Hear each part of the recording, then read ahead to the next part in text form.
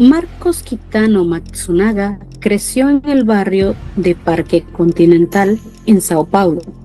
Estudió en el Colegio Santa Cruz y se graduó en Administración de Empresas por la FGV. Su familia era dueña de Yoki, una de las mayores empresas de alimentos de Brasil, fundada en la década de 1960 por su abuelo, Yoshiko Kitano. Marcos asumió la dirección de la compañía tras terminar sus estudios y llevaba, para cuando conoció a Elise, una vida acomodada: viajes, autos, una colección de armas de caza legalmente registradas y un primer matrimonio con Livia Souza, con quien tuvo una hija. Elise Araujo, por su parte, nació en Chopincingo, un municipio de poco más de 20,000 habitantes en el interior de Paraná, y fue criada por una madre soltera que trabajaba como empleada doméstica. Buscando una vida distinta a la que había conocido en su infancia, se trasladó a Curitiba y más tarde a Sao Paulo, donde encontró trabajo como acompañante a través de un sitio web dedicado a ese servicio. Fue justamente en ese sitio donde, en 2004, Marcos, ya casado, contactó a Elise. Durante 3 años, ella fue su amante sin que la esposa de Marcos lo supiera. Cuando la infidelidad salió a luz, el matrimonio de Marcos y Livia terminó, y en octubre de 2009, Marcos y Elise se casaron oficialmente. En 2011 nació Elena, la única hija de la pareja. Puertas afuera, todo parecía una historia con final feliz. La joven de origen humilde que se convertía en la esposa de un heredero millonario. Puertas adentro, sin embargo, el matrimonio atravesaba tensiones recurrentes vinculadas a presuntas infidelidades de Marcos, un tema que, según distintos testimonios recogidos durante la investigación, ya había generado fricciones serias entre la pareja antes de mayo del 2002.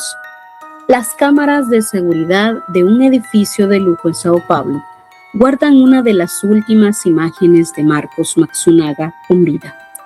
Entra al ascensor, dice que baja por una pizza, nunca vuelve a subir. Lo que la policía tardaría 15 días en descubrir es que el hombre que esa noche buscaba una pizza ya no existía y que la respuesta de su desaparición había estado todo ese tiempo durmiendo del otro lado de la cama. Bienvenidos a Pistas de un Crimen. Hoy viajamos a Brasil para construir uno de los casos judiciales más seguidos de la última década, el de una mujer que confesó haber matado y desmembrado a su esposo, un empresario millonario, heredero de una de las mayores compañías de alimentos del país. Antes de empezar, esta es una historia real, con fuentes periodísticas y judiciales verificadas y con un debate que, hasta hoy, sigue dividiendo a la opinión pública brasileña. En Brasil lo llamaron Caso Yoki o Caso Matsunaga, por el apellido de la familia dueña de una de las marcas de alimentos más conocidas del país. Durante años, el caso ocupó portadas, programas policiales y salas de tribunal. Y hoy sigue generando documentales, libros y series. Pero antes del escándalo hubo 2 personas con historias de vida completamente distintas que terminaron cruzándose de la peor manera posible. Marcos Kitano Matsunaga nació en Sao Paulo en 1970 y creció en el barrio de Parque Continental. Estudió en uno de los mejores colegios de la ciudad y se graduó de Administración de Empresas. Su familia era dueña de Yoki, una compañía de alimentos fundada por su abuelo en la década de 1960. Marcos asumió la dirección ejecutiva de la empresa tras terminar sus estudios y para cuando cumplió los 40 ya llevaba una vida marcada por el éxito profesional y por un primer matrimonio que terminaría de forma abrupta. Muy de lejos de esa vida de privilegios, en un pequeño municipio del interior de Paraná llamado Chopincingo, crecía Elise Araujo, criada por una madre soltera que trabajaba como empleada doméstica. Elise soñaba con una vida distinta a la que conocía. Se mudó primero a Curitiba y luego Sao Paulo, buscando la oportunidad que su ciudad natal no podía ofrecerle. Nada hacía sospechar que, años después, su nombre terminaría ligado para siempre al de una de las familias más ricas del país. En 2004, Marcos, entonces casado y con una hija, contactó a Elise a través de un sitio web dedicado a servicios de acompañantes. Lo que empezó como encuentros esporádicos se convirtió en una relación que se sostuvo en secreto durante 3 años, sin que la esposa de Marcos lo supiera. La relación salió a luz cuando Olivia, la primera esposa de Marcos, descubrió la infidelidad. El matrimonio terminó y Livia se fue de la residencia familiar junto a la hija que tenía con Marcos. Poco después, en octubre del 2009, Marcos y Elise se casaron oficialmente, formalizando una relación que hasta entonces había vivido en las sombras. Para Elise, el matrimonio significó un cambio radical de vida, de los servicios de acompañante a la vida acomodada de la zona oeste de Sao Paulo, en un lujoso apartamento de Vila Leopoldina. En 2011 nació Helena, la única hija de la pareja. Puertas afuera, todo parecía el final feliz de una historia improbable. Pero puertas adentro, la relación no era tan perfecta como parecía. Marcos y Elise compartían una afición por la caza y el tiro deportivo. Ambos tenían el registro legal para coleccionar y portar armas, pero también compartían tensiones recurrentes vinculadas a presuntas infidelidades de Marcos. Según distintos testimonios recogidos después, esas fricciones venían de tiempo atrás. Cansada de las sospechas, Elise decidió contratar a un investigador privado para confirmar si Marcos le era fiel. Fue una decisión que meses después la Fiscalía usaría como una de las piezas centrales para argumentar que lo que vino después no fue un impulso, sino un plan. El 17 de mayo de 2012, mientras estaba de viaje en Chopinzingo, Elise recibió del detective las primeras imágenes.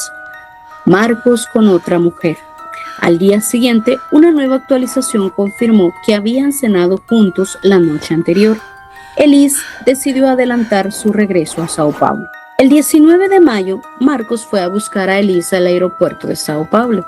A partir de ese momento, las cámaras de seguridad del edificio donde vivían empezaron a registrar los últimos movimientos de la pareja. Nada indicaba, todavía, lo que ocurriría esa misma noche. Esa noche, de vuelta en el apartamento, Elise confrontó a Marcos con las pruebas reunidas por el detective. La discusión escaló rápidamente, según el relato de Elise. Marcos la amenazó con quitarle la custodia de Helena y la agredió físicamente. En medio de la discusión, ella tomó una de las armas de la colección del matrimonio y disparó un solo tiro a la cabeza de Marcos, matándolo en el acto. Y aquí está el corazón del misterio que este caso nunca resolvió del todo. ¿Fue legítima defensa o un crimen planeado? La fiscalía argumentó que Elise ya había contratado al detective, consultado a un abogado sobre el divorcio y adelantado su viaje, todo antes de esa noche. La defensa sostuvo que fue una reacción desesperada frente a una agresión real. Incluso el instrumento que usó después sigue siendo motivo de debate entre las distintas versiones del caso. La verdad completa hasta hoy solo la conoce una persona. Tras comprobar que Marcos ya no tenía vida, Elise tomó una decisión que marcaría el resto del caso. En lugar de pedir ayuda, se deshizo del cuerpo ella misma, dividiéndolo en partes para poder transportarlo, y guardó los restos en 3 maletas de viaje. Su hija de 1 año permanecía en el departamento durante todo este tiempo. Aquí volvemos al inicio de la historia. Horas antes de todo esto, las cámaras del edificio habían grabado a Marcos entrando al ascensor para buscar una pizza. Nunca llegó a pedirla. Esa fue la última vez que alguien lo vio con vida. En la mañana del 20 de mayo, Elise bajó del edificio cargando las maletas, simulando que emprendía un viaje. Condujo hacia el interior del estado, rumbo a Paraná. En el camino, un control administrativo de la Policía Vial Federal la detuvo por un procedimiento de rutina. El vehículo no fue revisado. Elise cambió de planes, regresó y abandonó los restos en una zona boscosa de Cotia, en la periferia de Sao Paulo. En los días siguientes, mientras la familia de Marcos denunciaba su ausencia como una posible desaparición, Elise llamó varias veces preguntando si ya había aparecido. Para todos los que la rodeaban, era una esposa angustiada. Nadie imaginaba que la respuesta a esa pregunta la tenía ella desde el primer día. El 23 de mayo de 2012, un transeúnte encontró restos humanos junto a una carretera rural en Cotia. En un primer momento, la policía no pudo determinar la identidad de la víctima. La investigación avanzó gracias a un testimonio inesperado. El guía espiritual de la pareja reveló que conocía el deterioro del matrimonio y que tiempo atrás le había recomendado a Marcos mantener bajo llave el cuarto donde guardaba sus armas. Ese dato, sumado al registro del departamento, donde se hallaron prendas y bolsas de basura idénticas a las encontradas junto a los restos, empezó a cerrar el cerco sobre Elise. El 4 de junio de 2012, 15 días después del crimen, los peritos confirmaron que los restos hallados en Cotia correspondían a Marcos Matsunaga. Esa misma noche la policía revisó las cámaras de seguridad del edificio y vio a Elise saliendo con las maletas pesadas y regresando sin ellas. Fue arrestada esa noche y al día siguiente confesó el crimen en detalle. 4 años después del crimen, en noviembre de 2016, comenzó uno de los juicios más largos en la historia judicial de Sao Paulo, 7 días ante un jurado popular. La fiscalía pidió condena por homicidio triplemente calificado, sosteniendo que el crimen fue planeado. La defensa pidió que se reconociera la legítima defensa. 16 testigos declararon. El jurado finalmente encontró un punto intermedio. Rechazó que el crimen respondiera a intereses económicos o que fuera especialmente cruel, pero sí concluyó que Marcos no tuvo oportunidad real de defenderse. Elise fue condenada a 19 años, 11 meses y un día de prisión. En 2018, la fiscalía apeló buscando endurecer la condena, pero el Tribunal de Justicia de Sao Paulo confirmó el veredicto original, respetando la decisión del jurado. Un año después, en 2019, la justicia redujo la pena a 16 años y 3 meses, tomando en cuenta su confesión espontánea como atenuante. Elise cumplió gran parte de su condena en la penitenciaría femenina de Tremembe, donde mantuvo buena conducta y participó en programas de formación. En mayo de 2022, tras 10 años en régimen cerrado, obtuvo la libertad condicional. Hoy vive en el interior de Sao Paulo bajo su apellido de soltera, dedicada a la confección de ropa para mascotas. Fue excluida judicialmente de la herencia de Marcos. Su hija, Elena, creció junto a sus abuelos paternos y por decisión judicial decidirá si retoma contacto con su madre recién al cumplir la mayoría de edad. El caso Matsunaga se convirtió en uno de los más comentados de la historia judicial brasileña reciente. Inspiró documentales, una película dramatizada, series ambientadas en la prisión donde Elise cumplió condena y libros que siguen analizando la misma pregunta que dividió al jurado en 2016. ¿Víctima o victimaria?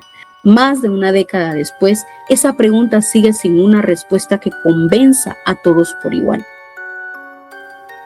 El caso de Elise y Marcos Matsunaga sigue generando la misma pregunta más de una década después. ¿Dónde termina la legítima defensa y dónde empieza la premeditación?